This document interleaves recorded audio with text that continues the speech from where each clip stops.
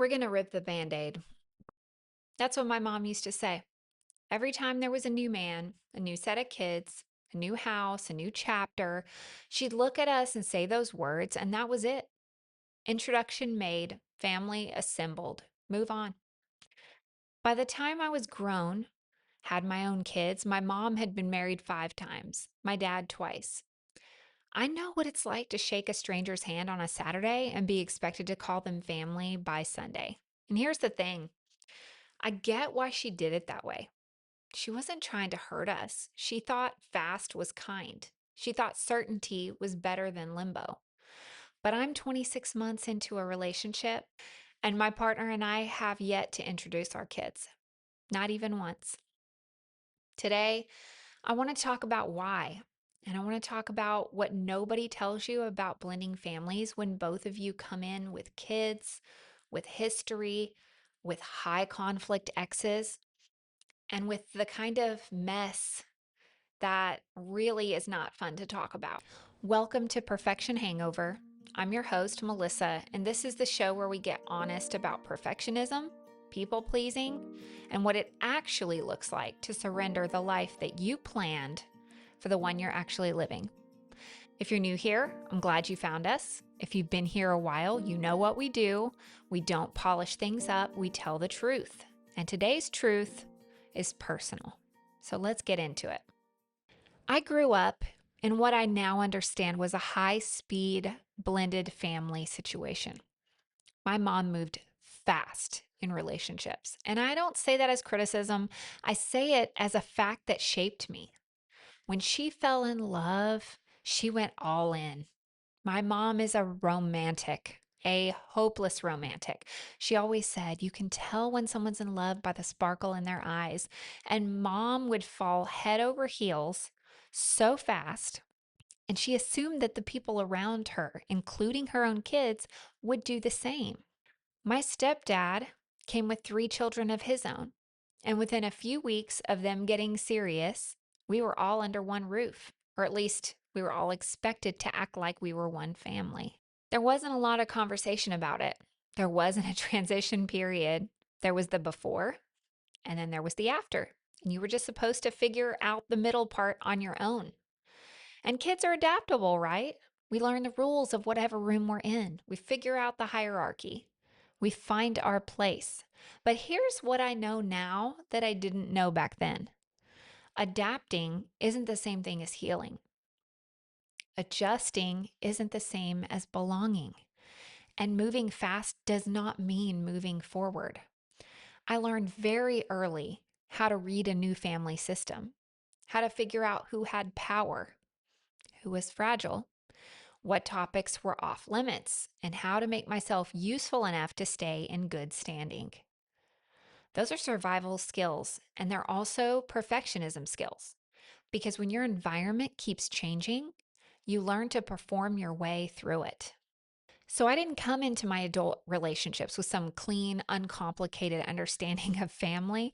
I came in with a mapped out system for how to survive someone else's definition of one. And now I'm on the other side of it. I'm the parent. I'm the one who gets to decide the pace. And it turns out this is one of the hardest decisions I've ever had to make because, like my mom, I'm also a romantic. I also love love, and I love my family, and I love my partner's family. We've been together for nearly 2.5 years, and we're not casual. This is not a situationship. We are serious, intentional, and we're building something real. And our kids have never met each other. When I tell people that, their reactions are interesting. Some people respect it immediately. They get it. They've been through it. But other people, and I'll be honest, sometimes the people closest to me look at me like I'm being overly cautious, like I'm stalling or my partner's stalling. Like at some point, you just have to rip the Band-Aid. And that phrase, I hear it in my mom's voice every single time. She's even said it about this relationship. You just need to rip the Band-Aid. Here's what's actually true, though. We haven't introduced our kids because the situation is so complex. Both of us came out of marriages that ended hard. Both of us have children who are still processing their own versions of loss and change.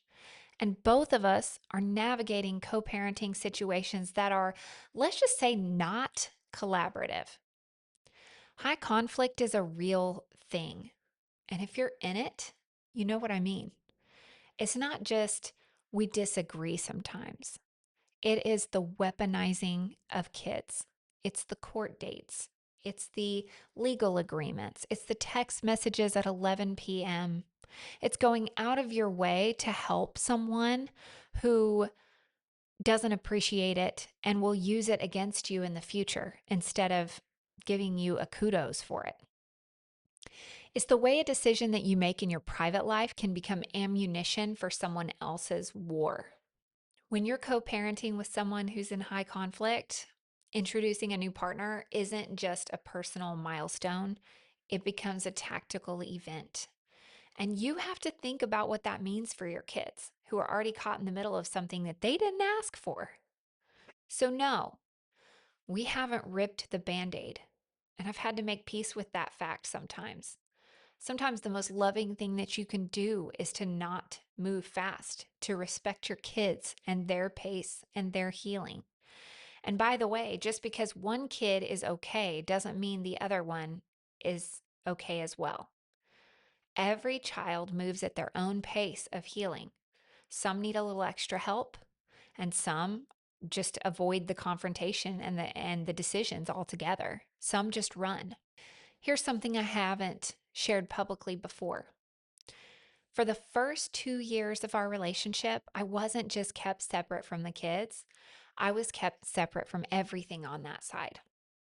I couldn't meet his kids. I couldn't show up to events. I had to basically go off to the side and not be seen. Not because my partner was hiding me, but because the co parenting situation was so volatile that any acknowledgement of my existence became a trigger point. Let me say that again because I want you to really hear it. I was in a committed, serious, loving relationship for 2 years, and I could not meet the children of the man that I love. Not because we weren't ready, not because we hadn't talked about it, but because the conflict on the other side was so intense that introducing me would have meant the kids paid the price for it. And when you love someone, really love them, you absorb that, you carry it. You smile and say, I understand, while quietly grieving something that you can't even fully name. Because how do you explain to people that you're not avoiding commitment? You're protecting kids you've never met. And then something shifted. A few weeks ago, I sat down with his youngest daughter and his ex wife, all three of us and him in the room for 4.5 hours. 4.5 hours. I want you to understand what that took. That's not a casual coffee. That's not a quick introduction. That was a real, honest, hard conversation. I showed up as myself. I was vulnerable. I was respectful. I listened. And by the end of it, I thought we'd found something, not perfection, not friendship necessarily, but peace, a foundation, a way forward that put the kids first and left room for everyone to coexist without it being a war. I left that meeting with hope, real hope, the kind that feels fragile and precious because you've waited so long for it. And then, weeks later, she pulled back, changed her tune. That window that had opened closed again. I'm not going to pretend that that didn't hurt. It did. It really did. Not because I expected everything to be perfect, but because I had allowed myself to believe that we had turned a corner. And corners, when you've been walking in circles for 2 years, feel sacred. But here's what I've had to sit with since then. And this is the part I really want you to hear if you're in a similar place. Healing isn't linear, not for us, not for our kids, and not for the people who are still in the middle of their own pain, even when that pain is directed towards us. When someone's still hurting, deeply, genuinely hurting, they sometimes use the tools available to them. And when children are involved, they can become leverage, not because a person is evil, but because they're wounded, because fear looks like control, because grief looks like anger, because someone who feels powerless will reach for whatever gives them power back, even if that thing is the very children they're trying to protect. I'm not excusing it. I want to be very clear about that. Using kids as leverage is harmful, full stop. When a kid is made to feel that being kind to someone is a betrayal of their parent, that carries a weight that they were never meant to carry. That's a real harm. And that, honestly, is one of the hardest surrenders I've ever had to practice. I want to be clear that I am not a therapist. I'm not a family counselor. I am a woman who survived this from both sides as a child and as a parent, and who have done a lot of reading, a lot of therapy, a lot of praying about it. But here's what I've learned. One, kids need time before introductions, not just after them. Most child development experts now recommend waiting at least a full year before introducing a new partner to your kids, and that's a minimum. That blows my mind.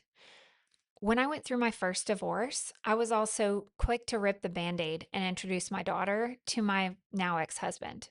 After seeing how that relationship ended up going, I wish that I would have waited longer.